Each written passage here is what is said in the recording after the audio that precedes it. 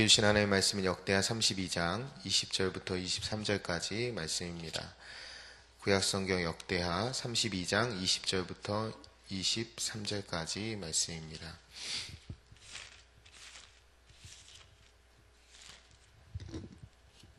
역대하 32장 20절부터 23절까지 우리 다 찾으셨으면 한 목소리로 하나님을 경외하며 함께 같이 읽겠습니다. 이러므로 히스기야 왕이 아모스의 아들 선지자 이사야와 더불어 하늘을 향하여 부르짖어 기도하였더니 여호와께서 한 천사를 보내어 아스르 왕의 진영에서 모든 큰 용사와 대장과 지휘관들을 멸하신지라.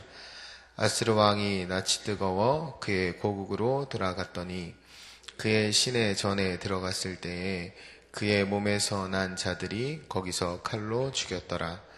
이와 같이 여호와께서 히스기야와 예루살렘 주민을 아스르 왕 사네립의 손과 모든 적국의 손에서 구원하여 내사 사면으로 보호하심에 여러 사람이 예물을 가지고 예루살렘에 와서 여호와께 드리고 또 보물을 유다 왕 히스기야에게 드린지라. 이후부터 히스기야가 모든 나라의 눈에 존귀하게 되었더라. 아멘. 제가 어제 살펴본 말씀은 말의 힘이 굉장히 크다라는 거예요. 이 랍사게를 통해서 협박하고 비방하고 이런 말들을 했어요. 이것들이 백성들의 마음을 동요시키기 위한 전략이고 책략인 것을 알았기 때문에 히스기야는 모든 백성에게 랍사게를 통해서 한 그 비방의 말에 대응하지 말 것을 명령합니다. 그것이 열왕기하 18장 36절에 나오는데요. 이렇습니다. 그러나 백성이 잠잠하고 한마디도 그에게 대답하지 아니하니 이는 왕이 명령하여 대답하지 말라 하였습니다. 여기서 그는 랍사게예요. 그러니까 이스라엘 백성들이 비방하는 랍사게에게 한마디도 대답하지 않았어요. 잠잠했어요. 왜냐하면 그렇게 잠잠하라고 왕인 히스기야가 명령했기 때문입니다. 여러분, 사단의 전략이 부정적인 말을 통해서 공포와 불안과 불신과 갈등을 사람들 속에 집어넣으려고 하는 거예요.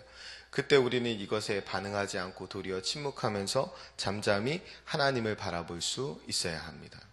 큰 위기 가운데 그런 우리 안에 그런 부정적인 생각, 공포, 두려움, 불안 이런 것들을 만들어내는 사단의 소리가 들려오는데 그때 도리어 우리는 잠잠히 하나님을 구해야 하는 것입니다. 마치 홍해 앞에 섰던 모세처럼 백성들은 그 상황을 놓고 비방하고 불평하고 그 탓을 모세에게 하고 있을 때 모세는 도리어 그 큰 홍해의 위기 앞에서 도리어 하나님을 직시하고 하나님을 믿음으로 바라보고 잠잠히 하나님을 기다렸다는 거예요. 하나님이 이루실 큰 승리를 기다렸다는 거예요. 여러분, 역대하 32장 20절에 오늘 제일 앞절이 이렇게 나옵니다. 이러므로 히스기야 왕이 아모스의 아들 선지자 이사야와 더불어 하늘을 향하여 부르짖어 기도하였더니. 여러분, 이 백성들에게 잠잠하라, 그에게 대응하지 마라, 대답하지 마라 이야기한 다음에 이 왕인 히스기야가 그 선지자 이사야와 더불어 무엇을 하러 들어가냐면 기도하러 들어갑니다. 그러니까 싸우기 위해 군대와 무기를 혹은 그런 것들을 준비하고 한 것이 아니라 도리어 대신 싸우시는 하나님께 그 싸움을 맡기고 기도하러 들어갔다라는 거예요. 여러분, 우리가 큰 위기 가운데 가장 먼저 해야 될 일은 기도입니다. 우리에게 위기가 왔을 때 이 위기는 나에게 기도하라는 신호이구나 라고 받는 것이 믿음 있는 자세입니다. 우리에게도 위기가 올 때가 있어요. 교회에도 위기가 올 때가 있습니다. 그럴 때마다 기도의 자리를 찾는 분들을 종종 볼 수가 있어요. 특히 우리 교회 안에서 그런 모습을 볼 수가 있습니다. 여러분, 그것이 50년 동안 한 교회를 지켜온 교회의 저력이라고 할 수 있어요. 한 자리에서 오래도록 교회의 털을 잡고 하나님이 맡겨주신 사명을 감당할 수 있었던 것은 성령의 도우심 없이는 감당할 수 없고, 성령의 도우심은 기도하는 교회 아니면 그 도우심이 있을 수 없습니다. 그렇기 때문에 위기 가운데 기도할 수 있는 거예요. 소위 어른 목사님들이 이런 말씀을 하세요. 교회에 그 기독군들이 이제 연세가 드셔서 돌아가시면 교회에 어려움이 있다, 위기가 있다, 이런 말씀을 하는 걸 들은 적이 있어요. 이런 말이죠. 기도가 식어지면 위기가 있다라는 거예요. 어떤 한 사람이 주는 것보다 기도의 소리가 줄어들면 그 교회에 위기가 오는 것이죠. 왜냐하면 위기가 왔을 때 제일 먼저 기도해야 하는데 그 기도하는 사람들이 없기 때문에 그런 것입니다.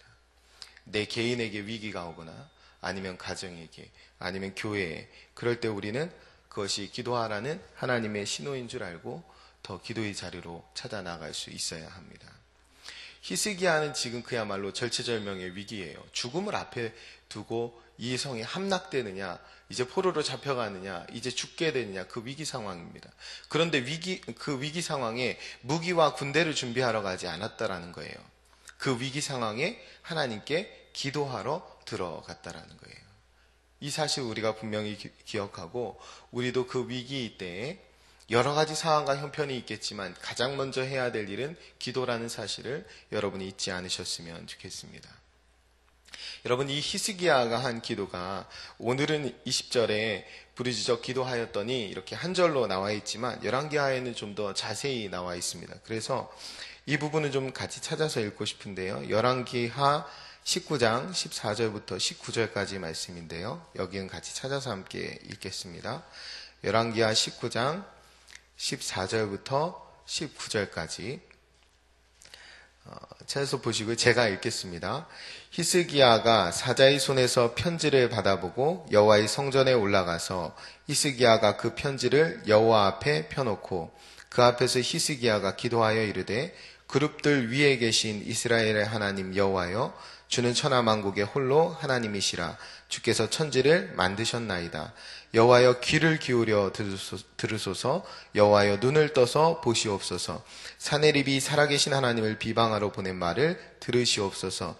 여호와여, 앗수르 여러 왕이 과연 여러 민족과 그들의 땅을 황폐하게 하고 또 그들의 신들을 불에 던졌사오니 이는 그들이 신이 아니요 사람의 손으로 만든 것 곧 나무와 돌 뿐이므로 멸하였나이다.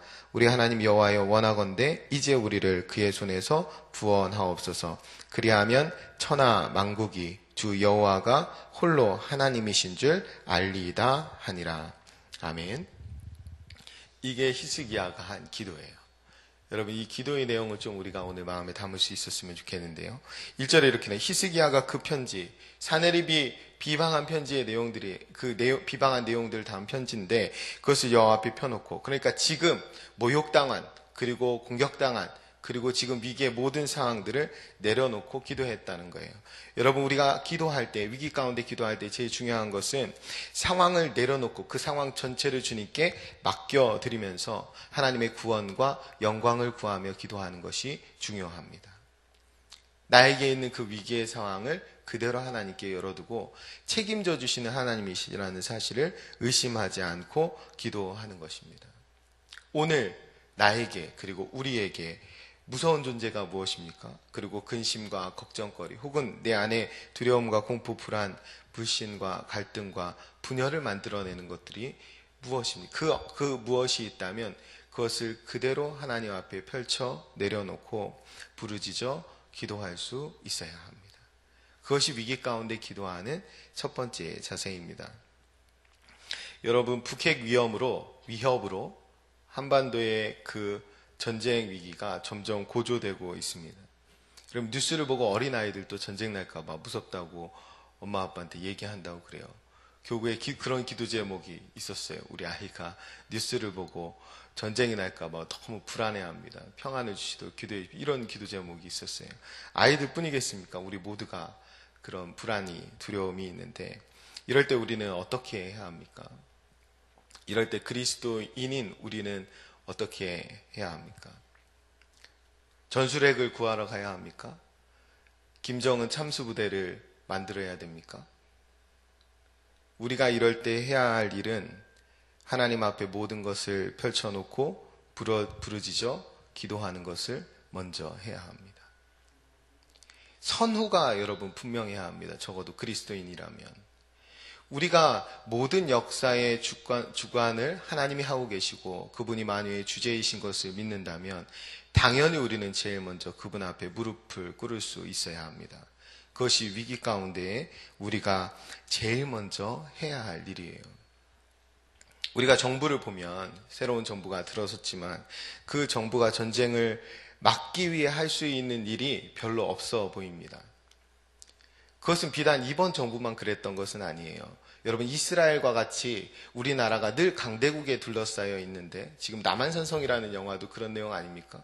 우리나라가 계속해서 강대국에 둘러싸여 있었기 때문에 우리나라 스스로 그 평화를 지킬 힘이 우리에게는 한 번도 있었던 적이 없어요. 우리의 힘으로 지킬 수 있었던 적이 없단 말이에요. 여러분, 그러니까 언제 전쟁이 터질지 모르는 그런 나라에서, 언제 침략당할지 모르는 그런 나라에서 우리가 지금 살고 있는 거예요. 이 땅에서 우리가 평화를 지킬 수 있는 유일한 근거는 무엇이냐면, 역사를 주관하시고 사람의 마음을 움직이시는 능하신 그 하나님의 팔을 의지하는 것 외에는 우리가 이런 위기의 나라에서 평화를 지킬 수 있는 방법이 없다라는 것입니다. 여러분, 우리가 한시도 하나님을 의지하지 않고는 평화를 보장받을 수 없는 그런 나라에 지금 살고 있어요. 그렇기 때문에 우리 기독교인들은, 그리스도인들은 능하신 하나님의 손에 매달려 믿음과 기도로 이 땅의 평화를 지켜내는 일을 앞장서야 하는 것입니다. 다 위기라고 합니다. 그래서 그 위기 소리를 전해 듣고 아이들도 불안해해요. 그러면 우리는 그 불안을 전하는 역할을 하는 것이 아니라 그 불안을 들고 가서 하나님 앞에 펼쳐놓고 기도하는 일을 해야 하는 것입니다. 그 기도하는 모습을 자녀들에게 보여줄 수 있어야 합니다. 이 히스기야의 기도의 중요한 점이 두 번째로, 이 사람이 그냥 자기만 살기 위해서 기도한 것이 아니라 하나님의 영광을 위해서 기도했다라는 거예요. 히스기야는 하나님의 영광, 세상 그 누구도 해방할 수 없는 그 하나님의 영광을 회방한 사내립을 하나님이 개입해서 벌해달라고 지금 기도하고 있어요. 그 신들을 무너뜨렸는데, 그랬더니 사내립이 공격해 왔는데 하나님이 진짜 신이심을 드러내달라고 그렇게 기도하는 것입니다. 그래서 자기들에게 구원을 베푸는, 이스라엘에게 구원을 베푸는 그 하나님이 천하 만국에 살아계신 하나님이심을 드러내달라고, 그래서 만국이, 주변 나라들이 그 하나님을 목도하게 해달라고 기도하고 있는 거예요. 여러분, 내 가족, 내 재산, 내 나라, 그래서 나만 잘 먹고 잘 살기 위한 평화를 구하고 있다면 그건 잘못된 기도입니다. 하나님의 영광을 위한 기도여야 돼요. 하나님의 영광을 드러내기 위한 평화여야 합니다. 주변 모든 나라가 하나님의 영광을 보도록 우리는 그렇게 기도해야 합니다. 간단히 말해서 나만 살기 위한 기도가 아니라 살아계신 하나님이 드러나는 기도를 해야 돼요. 내가 사는 기도가 아니라 살아계신 하나님이 드러나는 기도를 해야 합니다. 바울이 그런 기도했어요. 내가 살든지 죽든지 내 몸에서 그리스도가 존귀케 되기를 원하노라.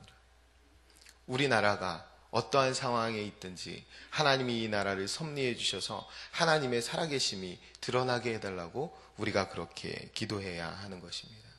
히스기야가 이렇게 기도했을 때 21절에 하나님이 이 전쟁에 드디어 개입하게 되시는데, 여호와께서 한 천사를 보내어 아스르 왕의 진영에서 모든 큰 용사와 대장과 지휘관들을 멸하신지라. 아스르 왕이 낯이 뜨거워 그의 고국으로 돌아갔더니 그의 시내전에 들어갔을 때에 그의 몸에서 난 자들이 거기서 칼로 죽였더라. 아멘. 여기서 낯이 뜨거워를 세번역에서는 왕이 망신만 당하고 돌아갔다 이렇게 표현해요. 그러니까 막 떠들었죠. 비방했죠. 자신감을 가지고 공격했는데 완전히 완패하고 돌아가는 겁니다. 그래서 망신만 당하고 돌아갔다는 말이고, 그의 몸에서 난 자들이 거기서 칼로 죽였더라. 이 말이 뭐죠? 그의 몸에서 난 자들이 거기서 칼로 죽였더라. 자기의 친자식들에 의해서 죽임을 당한 것입니다. 돌아갔을 때. 이 말이 열왕기하에는 좀 더 구체적으로 나와 있는데 19장 35절인데, 이 밤에 여호와의 사자가 나와서 아수르 진영에서 군사 18만 5천 명을 친지라. 아침에 일찍이 일어나 보니 다 송장이 되었더라. 아스루 왕 사네립이 떠나 돌아가서 니느웨에 거주하더니 그가 그의 신 니스록의 신전에서 경배할 때에 아드람멜렉과 사레셀이 그를 칼로 쳐 죽이고 아라랏 땅으로 그들이 도망하매 그 아들 에살핫돈이 대신하여 왕이 되니라. 여러분, 하나님이 천사 하나를 보냈어요. 그래서 천사 하나가 이 전쟁에 개입하게 됩니다. 그래서 이 아수르 진영을 치게 되는 거예요. 그래서 하룻밤에 몇 명이 죽어요? 18만 5천 명이 죽게 됩니다.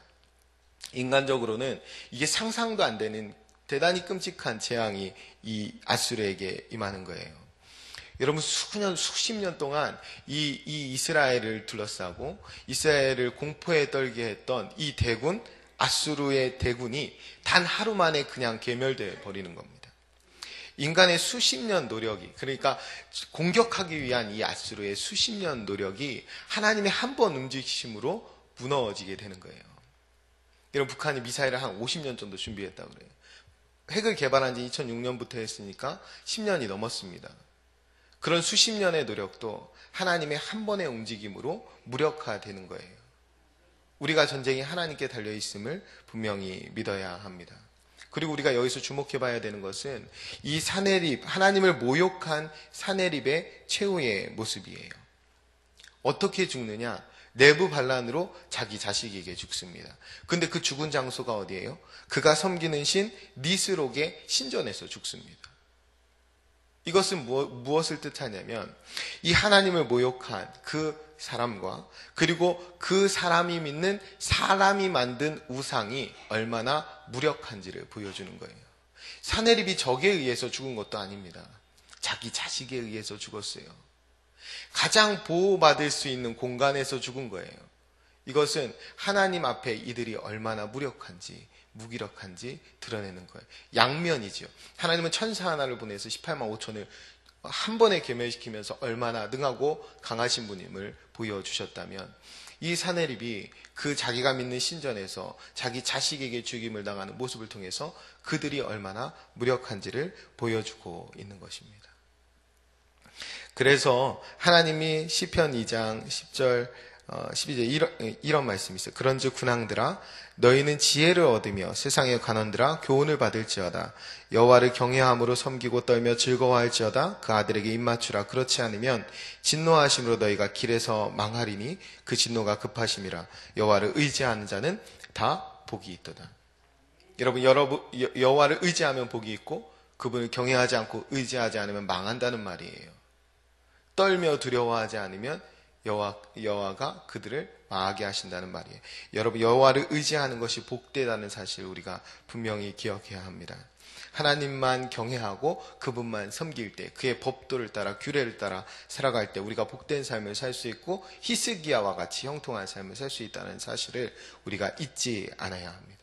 그래서 오늘 마지막 절에 이렇게 끝나는 거예요. 이후로부터 히스기야가 모든 나라의 눈에 존귀하게 되었다. 여러분, 잘되고 형통하는 법은 간단합니다. 하나님을 의존하고 의지하고 살아가는 거예요. 하나님이 우리를 그렇게 만들었습니다. 피조물은 창조주를 의지하도록. 그런데 그것을 벗어난 것이 죄였어요. 우리가 예수 그리스도를 통해서 그것이 회복되었다면 이제 더더욱 하나님을 의지하고 의존하며 살아가는 것입니다. 그것이 우리에게 가장 복된 길임을 우리가 분명히 믿어야 합니다. 잊지 말아야 합니다.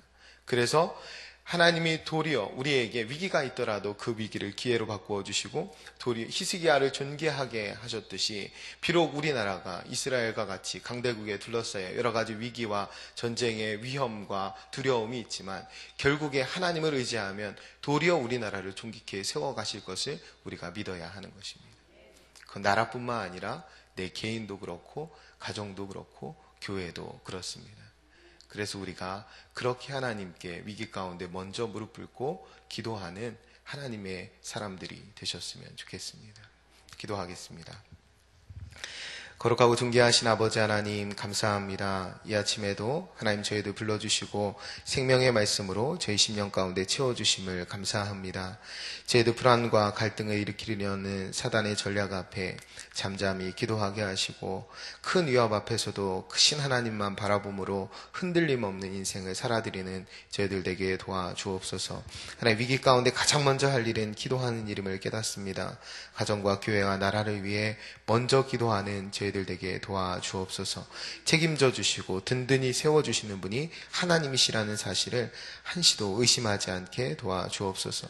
한반도의 전쟁의 위험이 극도로 고조되고 있음에도 하나님 저희에게 평화를 지켜낼 아무런 힘이 없습니다. 역사를 주관하시고 사람의 마음을 움직이신 하나님의 능하신 손만을 의지하오니 하나님께서 이 땅에 하나님이 주시는 평화를 내려 주옵소서. 하나님을 의지한 자는 다 복 있는 줄을 믿습니다. 이스기야 같이 하나님만 경외하며 하나님만 섬기는 그리하여 존귀케 되는 복을 우리와 우리의 가정과 우리의 나라 가운데 허락해 주옵소서. 저희가 잘 살기 위해서가 아니라 살아계신 하나님을 드러내기 위하여 부르짖고 기도하는 하나님의 사람들이 될 수 있도록 도와주시고, 이 아침에도 기도하며 하루를 시작하는 하나님의 거룩한 권속들을 통하여 이 땅에 하나님의 나라가 더욱더 든든히 세워지고 하나님의 영광 받으시는 그 복된 한날로 인도해 주옵소서. 주신 은혜 감사드리며 예수님의 이름으로 기도합니다. 아멘. 오늘은 예배에 대한 공동기도문을 함께 교독하며 기도하겠습니다. 우리 예배를 받기에 홀로 합당하신 창조주 하나님, 말씀 삶 공동체가 주님을 예배할 때마다 영광을 받으시고 삼위일체 하나님의 임재와 현존으로 응답하옵소서.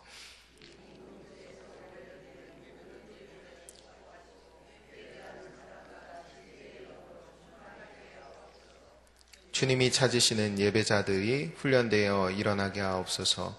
교회에 함께 모여 우러르는 공예배의 거룩한 감동을 세상에 흩어져 섬기고 나누는 삶의 예배로 살게 하옵소서. 아멘. 함께 주기도문 하시겠습니다. 하늘에 계신 우리 아버지, 아버지의 이름을 거룩하게 하시며 아버지의 나라가 오게 하시며 아버지의 뜻이 하늘에서와 같이 땅에서도 이루어지게 하소서.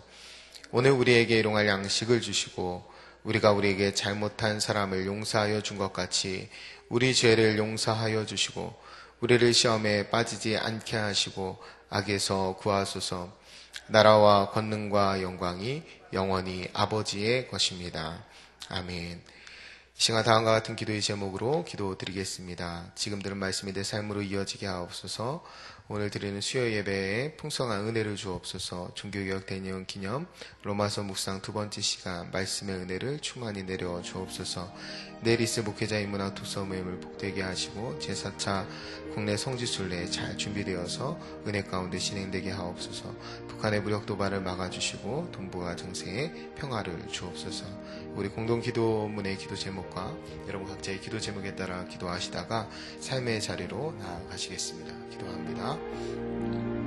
참 좋으신 아버지 하나님 감사합니다. 하나님 이 아침에 저희들을 불러주시고 생명의 말씀 가운데 저희에게 지어주심을 감사합니다. 아버지 하나님 위기 가운데 있던 히스기야가 잠잠히 먼저 기도하며 하나님을 찾았던 하나님 그 믿음의 모습을 저희가 시간에 보게 하심을 감사합니다. 하나님 저희들 위기 가운데 있다 하고 어려움 가운데 있고 또 불안 가운데 있습니다. 하나님 그때마다 우리가 가장 먼저 무엇을 해야